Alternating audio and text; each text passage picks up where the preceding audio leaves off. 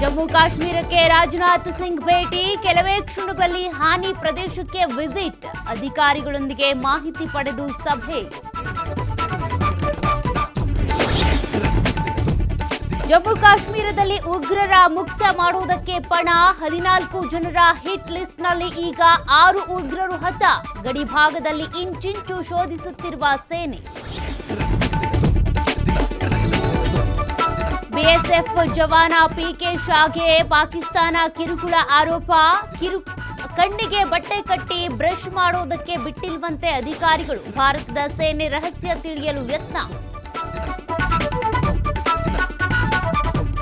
ಜಮ್ಮು ಕಾಶ್ಮೀರದಲ್ಲಿ ಪಾಕ್ ದಾಳಿಯಿಂದ ಹಲವೆಡೆ ಹಾನಿ, ಎಲ್ಒಸಿ ಬಳಿ ಸ್ಥಳೀಯರಿಗೆ ಫುಡ್ ಕಿಟ್ ವಿತರಣೆ, ಸಮಸ್ಯೆಗಳ ಬಗ್ಗೆ ಜನರೊಂದಿಗೆ ಚರ್ಚೆ.